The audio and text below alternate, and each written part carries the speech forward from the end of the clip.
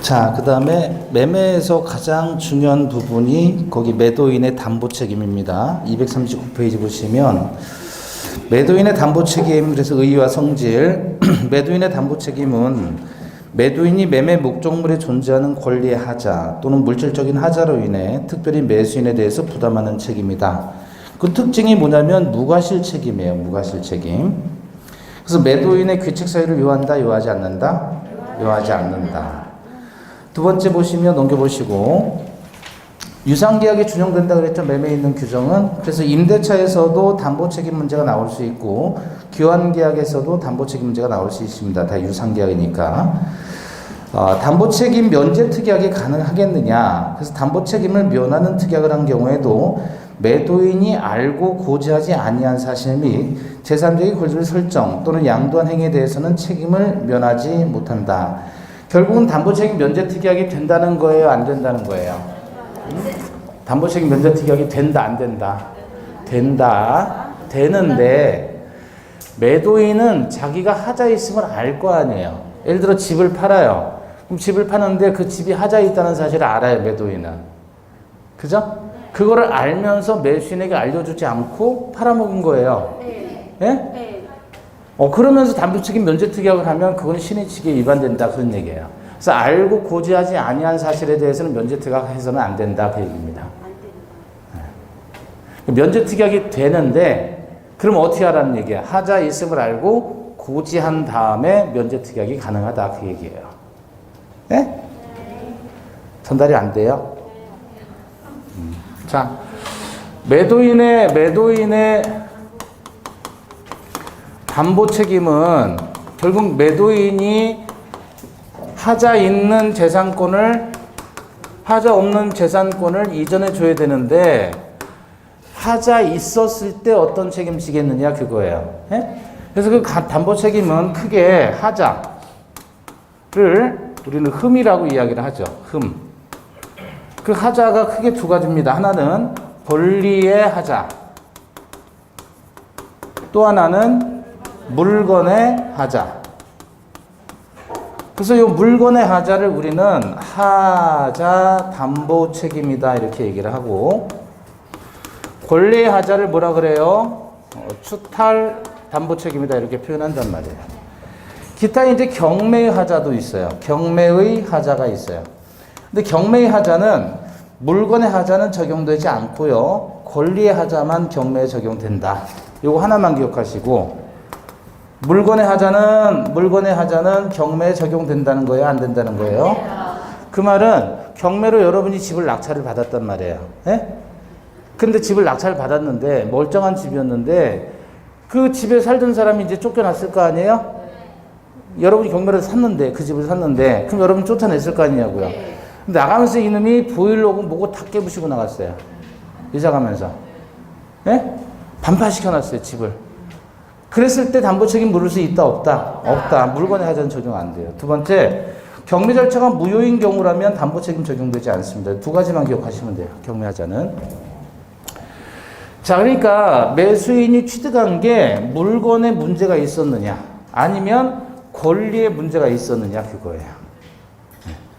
하자라는 거를 일본말로 기스났다 그러죠, 기스. 예? 기스났다. 물건에 기스났느냐, 권리에 기스났느냐, 그 얘기예요. 그래서 만약에 물건의 하자다 그러면 이건 두 가지로 나눠서요. 특정물하고 불특정물. 또는 다른 말로 무슨 물? 종류물. 같은 종류가 많은 거예요. 이게 특별히 정해진 거예요. 그러니까 이건 대체할 수가 있어요, 대체할 수 없어요. 근데 이거는 대체할 수가 있는 물건이에요. 근데 물건 자체에 하자가 있었다라고 하면 매수인이 하자에 대해서 선의 그리고 무과실일 때에는 어떻게 할 수 있어요? 담보 책임 물을 수 있는데 얘한테는 계약의 해제, 계약의 목적을 달성할 수 없을 때 해제하고 손해배상의 청구권을 행사할 수 있습니다. 근데 종류물일 경우에는 해제하고 손해배상을 청구할 수 있는데 또는 완전물로 다시 달라라고 청구할 수도 있어요. 그래서 둘 중에 하나를 선택하는 겁니다. 매수인 선의 무과실이라면. 그래서 이 종료물에 하자가 있으면 다른 걸로 대체할 수가 있으니까 완전한 물건으로 다시 달라. 하자 없는 물건으로 달라. 그렇게 하든지 아니면 계약을 깨고 손해배상을 청구하든지. 자동차를 샀는데 걔가 자꾸 급발진을 내요. 자동차가. 그럼 어떻게 해요? 다른 차로 바꿔주든지 아니면 손해배상을 청구하든지. 다만 이와 같은 이 담보책임 규정은 이것은 강행 규정, 임의 규정? 임의 규정이란 말이에요. 따라서 면제특약이 가능해요? 가능하지 않아요? 가능합니다. 가능해요. 다만 매수인이 선의 무과실일 때 한해서 담보책임 물을 수 있다 그랬잖아요. 그죠?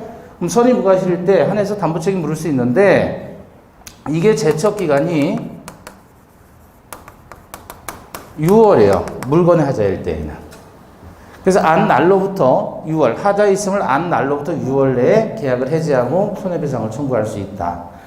다만 담보책임 면제특약을 하는데 하자 있음을 매도인이 알고서 고지를 하지 않았어요. 그리고 면제특약했다. 그러면 그건 무효라는 얘기예요. 하자 있다면 하자 있다는 사실을 이야기하고 면제특약을 하면 그건 유효합니다. 근데 하자 있음을 알고서 얘기를 해주지 않으면서 담보책임 면제특약을 했다. 이러면 무효다. 제가 예전에 아파트를 팔았어요. 아주 오래전에. 근데 이 아파트가 5층짜리 아파트였는데 저희는 3층 살았거든요. 그래서 나름 로얄층이에요. 3층이 5층에서는. 근데 비만 오면 자꾸 물이 역류를 하는 거예요. 비만 오면. 오래된 아파트라서. 예? 근데 이제 이 아파트를 결국 팔았단 말이에요. 그 당시에. 오래됐죠. 한 20년 전 얘기니까. 팔았는데 그 당시 5,200만 원인가 이렇게 얘기를 했어요. 5,500인가? 근데 그걸 깎아달라 그러더라고. 5,500에 매물을 내놨는데 지금 그거 2억 가요, 2억. 아직 재건축 안 했는데 2억 가요, 지금. 에이, 그 괜히 팔아가지고. 근데 너무 거지 같은 거예요, 진짜. 살다 보니까. 비만 오면 그냥 가서 그냥 베란다에서 물 퍼서 버려야 되니까, 바깥으로. 그때 인천에 강의할 텐데, 강의하다가 또 오정 수업 끝나면 또 가서 또 푸고 그랬어요. 거기 사는 원주민들은 사실 돈 못 버는 거예요. 그죠? 저는 하루라도 빨리 팔고 싶었으니까. 스트레스를 받아가지고. 깎아달라 그래서 5,300에 이제 200만 원 깎아준 거예요. 대신 뭐 하는 거죠? 면제특약을 하자. 이렇게. 이해되셨어요? 네. 자, 이러면 면제특약은 유효, 무효? 무효죠, 무효. 얘기를 해줘야지. 얘기 안 하고 마치 하자 없는 것처럼 얘기를 안 하고, 예? 하자 있는 거를 얘기를 안 해주고 면제특약하면 이건 무효란 말이에요. 그러니까 하자 있음을 알면 고지를 하고 면제특약하는 게 유효하다. 아시겠죠? 그럼 여름에 비가 많이 오잖아요, 여름에. 비가 많이 오니까, 그러면 여름 되기 전에 어차피 담보책임 6개월이란 말이에요. 그쵸? 그럼 제가 팔았는데 6개월 안에 비가 또 많이 오게 되면 분명히 저한테 책임 물을 거 아니에요. 해지하고 손해배상 청구하거나. 그죠? 그러니까 가을에 파는 게 좋아요? 봄에 파는 게 좋아요? 가을에 파는 게 좋아요? 봄에 파는 게 좋아요? 가을에 팔아야지, 가을. 그죠? 그래야지 겨울 지나 봄 지나 여름 되면 6개월 넘어가잖아요. 그러면 안 된다는 거죠. 왜 안 되냐면 어차피 6월이지만 언제부터? 그쵸? 안 날로부터 6월이지. 그쵸? 이건 매수인에게 덤트기 씌우는 것밖에 더 돼요.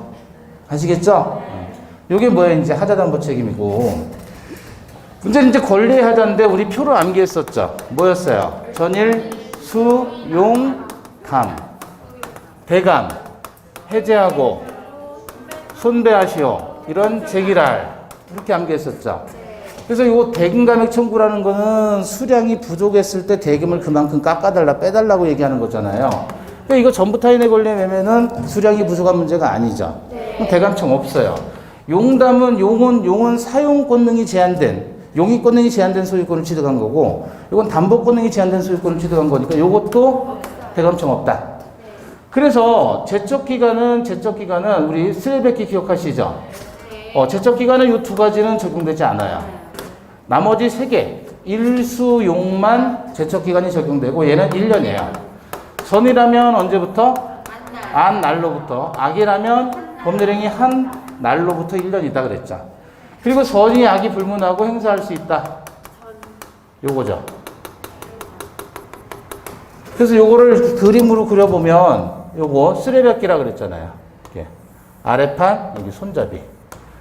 여기 색깔 칠한 데는 뭐냐면 매수인이 선이든 악이든 행사할 수 있다는 거예요. 전부 타인의 권리 매매에서 선이든 악이든 해제할 수 있다. 일부 타인의 권리 매매에서 선이든 악이든 대금감액 청구할 수 있다. 담보권에 제한해서 선이든 악이든 해제하고 손해배상 청구할 수 있다. 나머지는 선이면 되는 거고 악이면 되지 않는 거죠. 그래서 이 표를 외우시자고 했었습니다. 그래서 이게 쓰레받기고 쓰레받기 이렇게 생긴 쓰레받기잖아요. 옆에서 본 거. 그럼 여기는 쓰레기가 못 들어가요. 그래서 제척기간 적용 안 되고 요 세 개만 제척기간이 적용된다. 이렇게 암기를 하셔야 돼요. 아니면 이렇게 암기하자 그랬잖아요. 전부 타인의 권리에서 해제권, 일부 타인의 권리에서 대감청, 담보권에 제한해서 해제와 손배청은 선이 악이 불문하고 행사할 수 있다. 나머지는 선이면 되고 악이는 행사하지 못한다. 예컨대 전부 타인의 권리의 매매에서 선의 매수인은 해제할 수 있고 손해배상 청구할 수 있다. 전부 타인의 권리에서 악의 매수인은 해제만 할 수 있다. 일부 타인의 권리의 매매이었는데 매수인이 선이다 그러면 대감청 해제권 손배청 되고, 일부 타인의 권리의 매매에서 매수인이 악이었다 그러면 대감청 되고 안 되고 안 되고, 수량 부족 일부 멸실에 대해서 매수인이 선이면 되고 악이면 안 되고 아시겠죠? 그렇게 해서 표를 외우십니다. 그래서 어저께 토지를 수용한 이야기, 쓰레받기로 누가 흙을 포가니까 하인이 대감마마 얼른 해제하고 손해배상 청구하세요. 이런 제기를 그랬다는 거예요. 이렇게 암기하시고 표를 보십니다. 거기. 자, 권리 하자에 대한 담보 책임에서 표, 갑이 1만 제곱미터 토지를 을에게 매도하는 계약을 체결했다. 그런데 토지 전부가 병의 소유이고 갑이 이를 을에게 이전할 수 없었다. 이게 뭐죠? 전부 타인의 권리의 매매. 거기서 루트처럼 이렇게 표시한 것은 없다는 얘기예요. 그 다음에 두 번째 칸 보시니까 토지 1,000제곱미터가 병의 소유였고 갑이 이를 을에게 이전할 수 없었다. 1만 제곱미터 중에 1,000제곱미터가 다른 사람 소유예요. 그럼 뭐죠 이거? 일부 타인의 권리의 매매. 갑과 을이 수량을 지정해서 매매 계약을 체결했으나 처음부터 1,000제곱미터가 부족한 것으로 판명이 됐다. 이건 뭐죠? 수량 부족. 그 다음에 토지 1,000제곱미터가 계약 당시 이미 포라고는 멸실했다 그러면 일부 멸실에 의한 담보 책임이죠. 수량 부족 일부 멸실. 토지 위에 설정된 지상권으로 인해서 계약의 목적을 달성할 수 없어요. 소유권을 취득했는데 지상권자 때문에 사용을 못하는 소유권 취득한 거죠. 뭐죠? 용익 권능의 제한. 토지 위에 설정된 저당권 또는 전세권의 실행으로 인해서 을이 그 토지의 소유권을 취득할 수 없게 됐다. 이거 뭐죠? 담보 권능의 제한. 그래서 선악, 선 이렇게 쭉 나오잖아요. 그죠? 예. 요 표를 암기를 하시고 문제를 푸셔야 됩니다. 자, 570조 관련해서 전부 타인의 권리 매매죠. 매수인은 계약을 해지할 수 있다. 선의악이 불문하고 해지할 수 있죠. 선의의 매수인 을은 손해배상도 청구할 수 있죠. 손해배상은 당연히 무슨 이익 배상? 이행이익. 대금감액 청구는 없지요. 여기 전부 타인의 권리의 매매에서 대금감액 청구 없잖아요. 제척기간도 없죠. 네. 572조 일부 타인의 권리의 매매. 을은 대금감액 청구할 수 있다. 선의악이 불문하고. 그죠? 선의 을은 감액 청구 또는 계약 해제 외에 손해배상도 청구할 수 있고요. 제척기간 선의는 이전 불능 사실을 안 날로부터 1년 내. 악이라면 법률행위 한 날로부터 1년 내. 574조 수량 부족 일부 멸실에 의한 담보 책임인데, 수량을 지정한 매매란 특정물이 일정한 수량을 가지고 있다는데 주안을 두고 대금도 수량을 기준으로 정한 경우예요. 자, 그러니까 토지가 100평이다. 그리고 평당가 100만 원씩이다. 그럼 매매가는 얼마예요?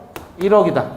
이렇게 되었을 때 이것을 우리는 뭐라고 표현한다? 수량을 지정한 매매라고 하는 거예요. 이렇게 수량을 지정한 매매이었는데 수량이 부족했더란 말이죠. 그죠? 1만 제곱미터를 사기로 했는데 측량을 해보니 9천 제곱미터밖에 안 됐다.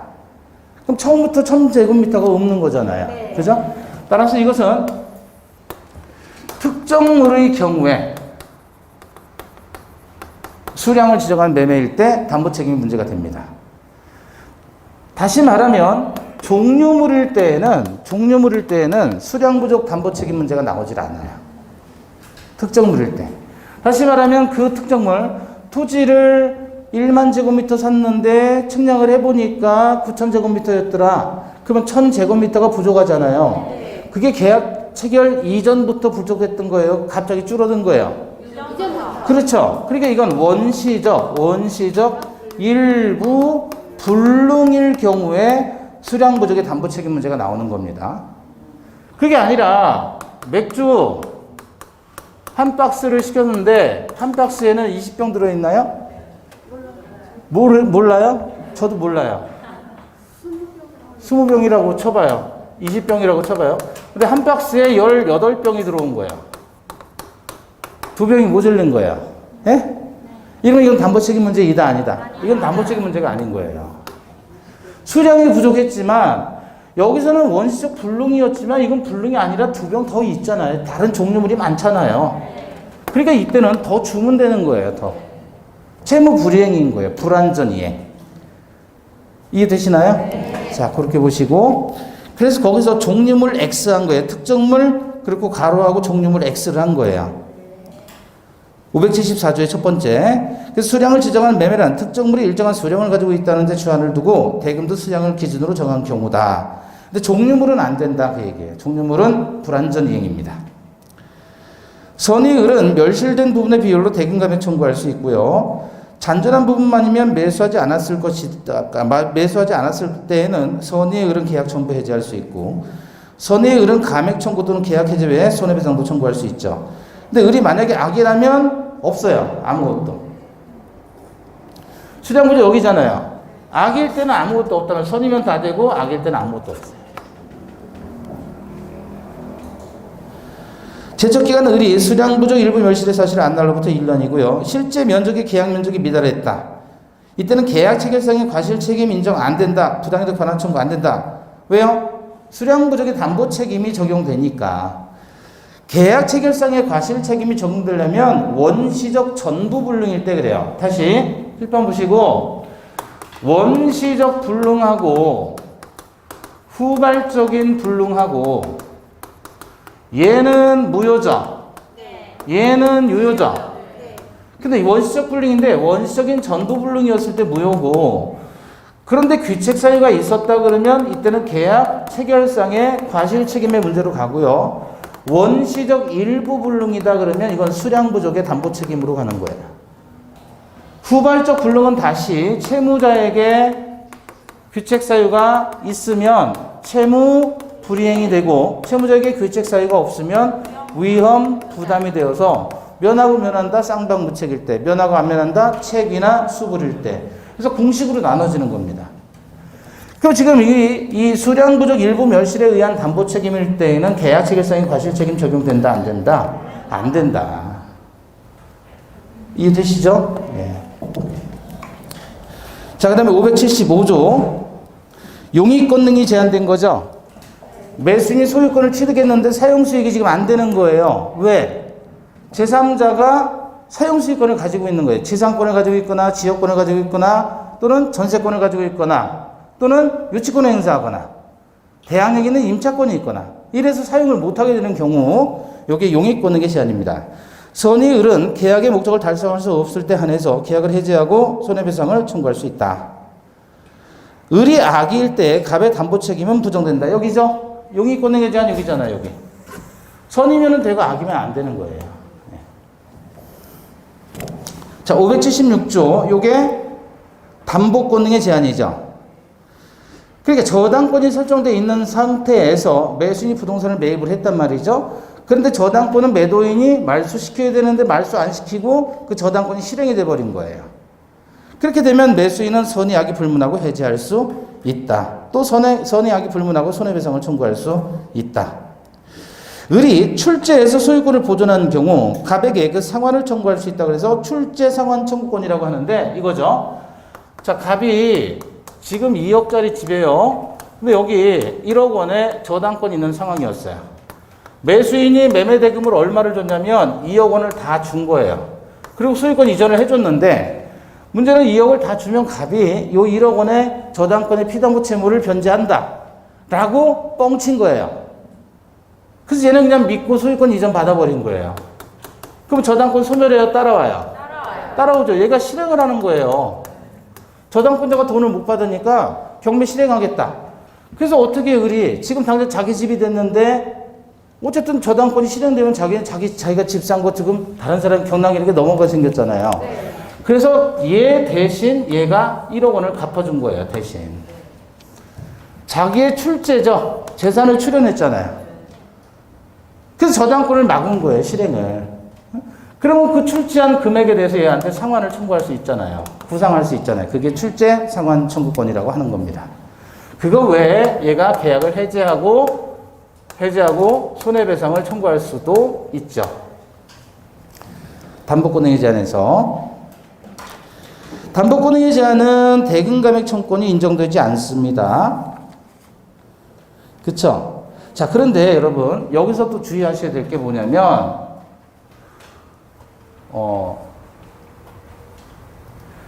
지금 이게 저당권이 설정되어 있거나 또는 전세권이 설정되어 있다는 사유 자체만으로 얘가 담보책임 부담하는 건 아니에요. 이 저당권이나 전세권이 뭐 했을 때? 실행되었을 때 얘한테 담보책임을 물을 수 있다. 아시겠죠? 그래서 저당권이나 전세권이 설정되어 있는 자체만으로 담보책임 발생하지 않습니다. 매수인 소유권을 취득했는데 얘가 뭐 했을 때? 실행됐을 때 담보책임 문제가 나온다. 근데 우리 법은 전세권이나 저당권, 여기서 말하는 전세권은 저당권의 역할을 하는 전세권입니다.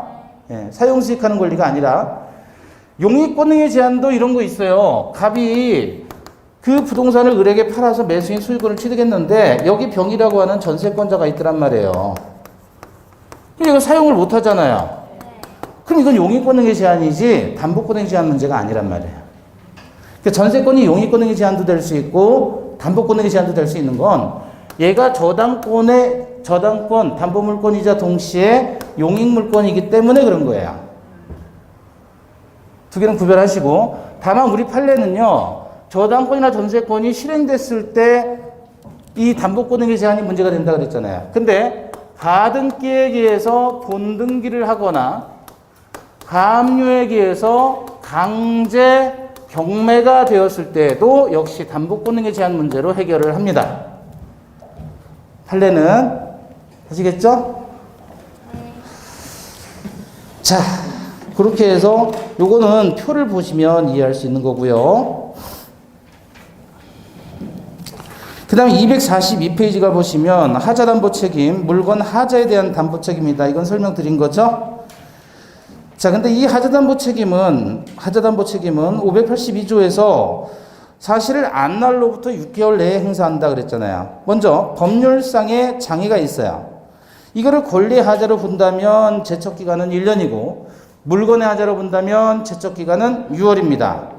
자, 법률적 장애, 건축의 목적으로 매수한 토지에 대해 법적 제한으로 건축 허가를 받을 수 없어서 건축이 불가능했다. 이게 법률상 안 되는 거죠. 이렇게 법률상의 장애가 발생했을 때는 여기 봐봐요. 권리의 하자로 본다면 제척기간이 1년이고 물건의 하자로 본다면 제척기간은 6월이에요. 판례는 뭘로 본다? 물건의 하자로 봅니다. 물건의 하자로. 그래서 법률상의 장애가 발생했다 그러면 물건의 하자다 그래서 이렇게 암기를 하세요. 법물상 장애. 고물상이 아니라 법물상 장애.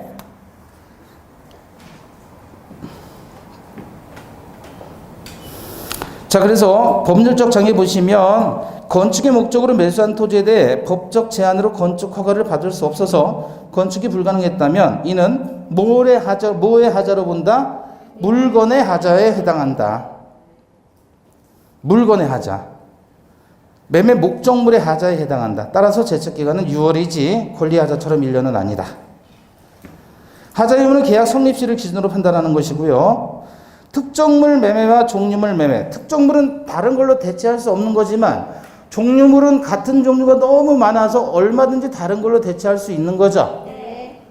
그래서 특정물일 때 하자가 있었다면 계약 당시 매수인에게 목적물에 하자가 있음을 안 경우를 하면 하자담보 책임을 지지 않지요. 왜냐하면 여기 봐봐요. 매수인이 이런 하자담보 책임을 묻기 위해서는 뭐여야 됩니까? 선의 무과실이에요. 하자에 대해서 모르고 잘못이 없어야 됩니다. 근데 알고 있다면 담보 책임 문제는 발생하지 않겠죠.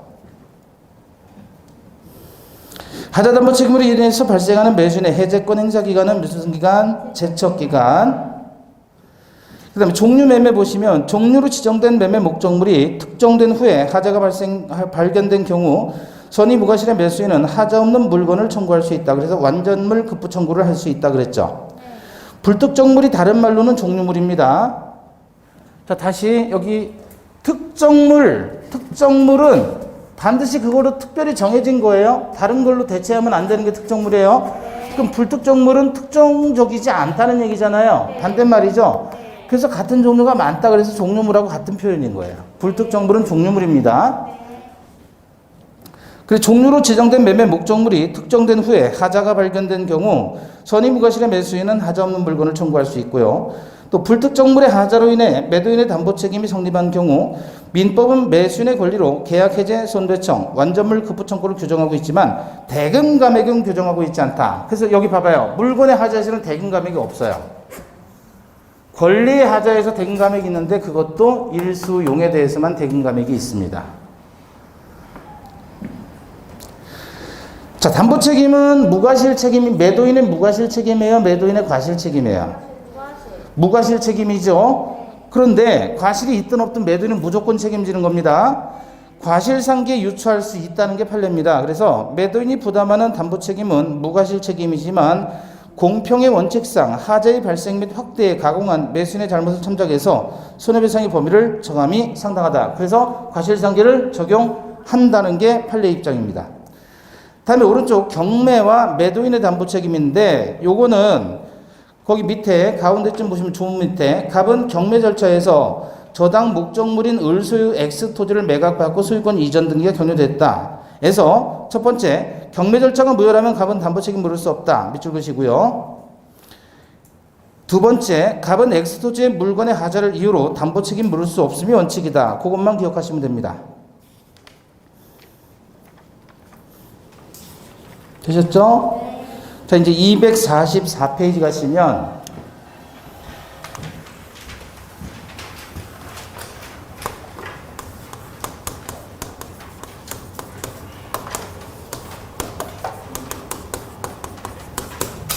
뭐라고 썼죠? 환매예요, 환매. 요게 환이에요, 환. 요거는 무슨 매라고요? 네? 살매. 요거는 무슨 환이냐면 돌아올 환자예요. 되돌아오다. 그랬을 때 환자. 그럼 무슨 뜻이에요? 다시 사는 거예요, 다시. 갑이 자기 소유 부동산을 을에게 팔아요. 매매를 합니다. 매매를 해요. 그럼 을에게 넘어갔겠죠? 나중에 돈을 주고 다시 그 부동산을 사들이는 거예요. 그럼 요게 두 번째가 요게 뭐예요? 환매가 되는 거예요. 그럼 얘도 돈을 주면서 샀겠죠? 근데 사실상 갑이 팔았다가 다시 되사오는 거를 환매라고 하는데 환매하는 사람은 누가 되는 거예요, 그러면? 그럼 얘가 환매권자가 되는 거예요, 환매권자. 근데 이게 사실은, 아니, 그럼 집을 팔았다가 다시 사온다는 얘기잖아요. 그쵸?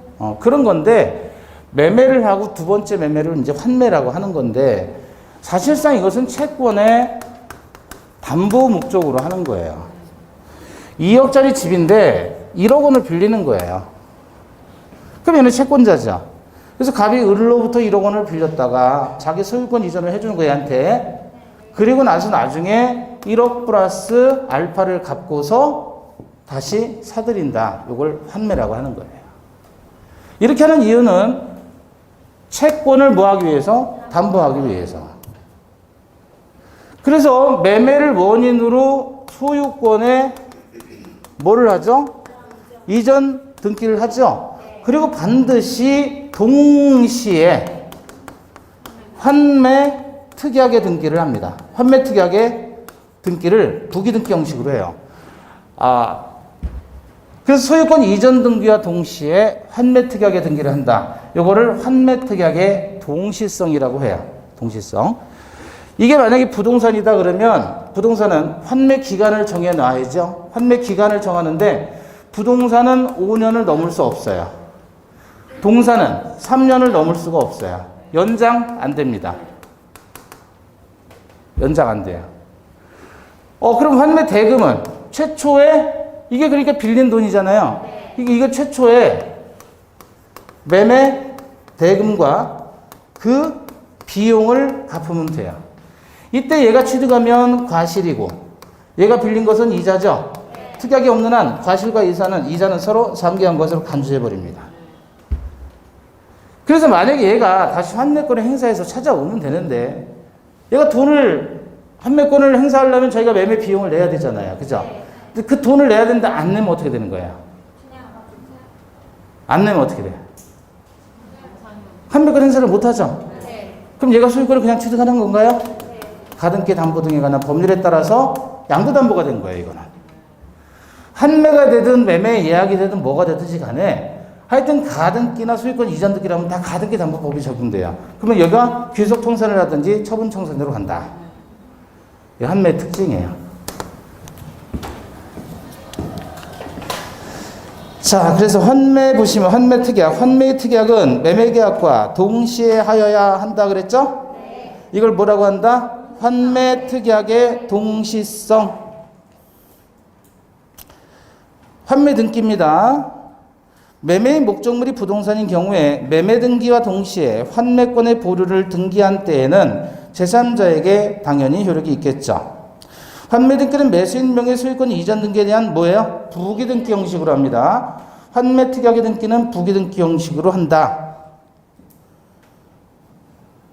다음 환매 대금입니다. 환매 대금은 특약이 없는 한 매도인이 수령한 매매 대금과 매수인이 부담한 매매 비용을 합한 것이다. 최초의 매매 대금과 비용, 이게 환매 대금입니다. 환매 기간, 부동산은 5년, 동산은 3년을 넘지 못하고 약정 기간이 넘으면 당연히 5년, 3년으로 단축됩니다. 환매 기간을 정하면 다시 연장할 수 있다, 없다? 없다. 왜 그럴까요? 왜 그럴까요? 왜 연장 못할까요? 요놈이 누구예요?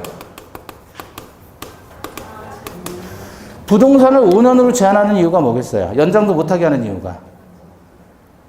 사실상 얘가 그러면 돈 1억 원 가지고 2억짜리 부동산을 얘가 10년, 20년, 30년, 50년까지 가지고 있다 그러면 사실상 빼앗는 거잖아요. 그래서 환매 기간을 제한하는 거예요. 얘가 자꾸 꿀꺽꿀꺽 헤쳐먹으니까. 그래서 연장도 못하게 하는 겁니다. 실행, 환매권은 양도성과 상속성을 갖는다. 그렇죠? 그리고 환매권은 채권자가 이를 대위 행사할 수 있다. 다시 말하면 뭐가 아니다? 일신 전속적 권리가 아니다.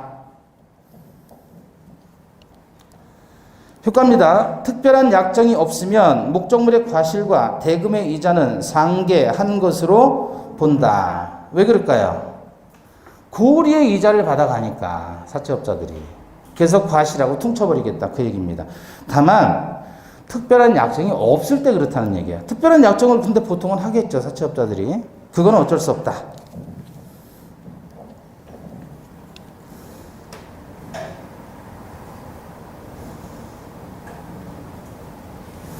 나머지는 뭐 볼 거 없습니다. 그래서 환매는 이렇게 간단하게 좀 보시면 되겠고요. 오른쪽에 이제 교환입니다. 교환. 596조. 교환은 당사자 쌍방이 금전 이외의 재산권을 상호 이전할 것을 약정함으로써 그 효력이 생긴다 그랬죠. 역시 뭐함으로써 동그라미.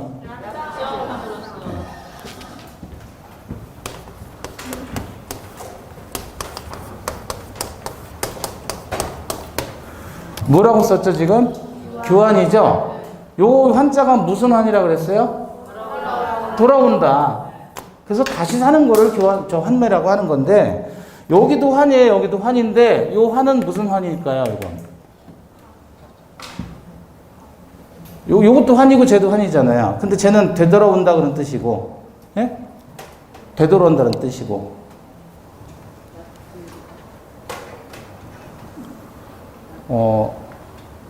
요거는 무슨 뜻이냐면, 바꿀 환이에요, 바꿀 환. 요게 손이에요, 요게 손. 그죠? 손숫자. 손숫자고, 요게 뭐냐면, 요게 애기 낳는 모습이에요. 그래서 또 받들고 있는 거예요.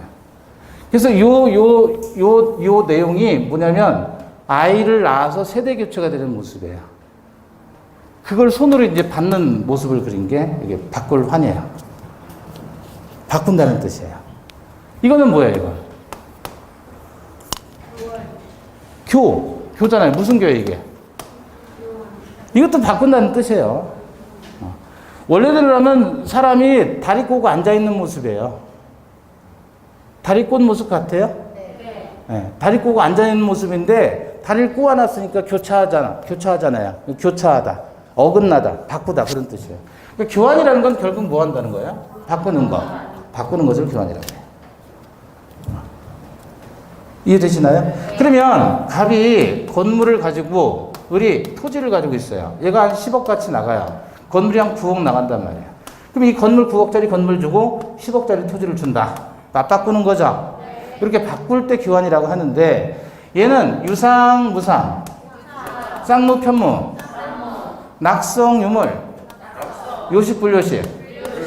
그래서 당사자 간에 약정함으로써 계약이 성립한다라고 표현하는 거예요. 다만 10억짜리하고 9억짜리가 바꾸면 얘가 지금 1억 미치죠. 그래서 너 현금으로 1억 원 내놔 라고 해서 돈을 보충해 주는 금전이 있다. 이걸 보충금이라고 하는 거예요. 보충금.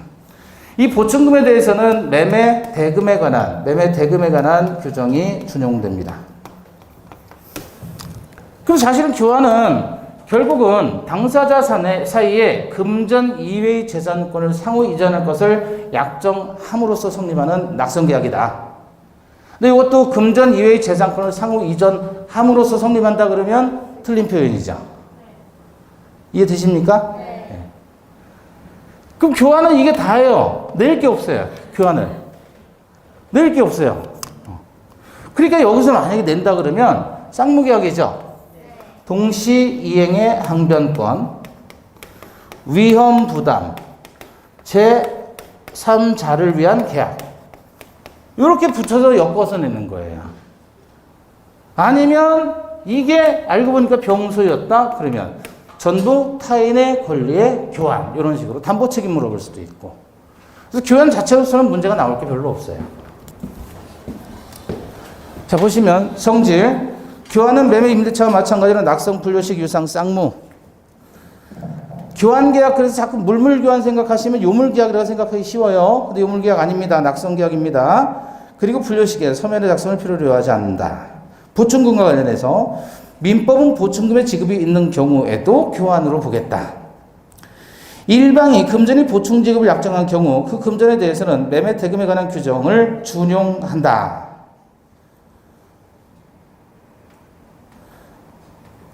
나머지는 안 보셔도 되고 110조 관련해요. 교환계약의 당사자가 목적물의 시가를 묵비하거나 허위로 높은 가액을 시가라고 고지했다고 해도 이를 위법한 기망행위로 볼 수 없다 그랬죠. 효력 관련해서 쌍무계약의 효력. 각 당사자의 채무는 동시행관계에 있고 후발적 불이익이 생길 때 위험부담 문제가 발생할 수 있다. 교환계약이 해제되면 각 당사자의 원상회복 의무는 동시행관계에 있죠. 유상계약의 효력으로서 각 당사자는 목적물 하자에 대해서 담보책임 부담하겠죠. 그러니까 교환은 자체로 문제가 나오질 않아요. 낼 것도 없고. 만약에 낸다 그러면 위험부담 문제나 담보책임 문제로 내겠죠. 그건 사실상 교환 문제가 아니라 담보책임 매매 문제입니다. 자, 다음 246페이지. 여기 잠시 쉬었다가 보도록 하겠습니다.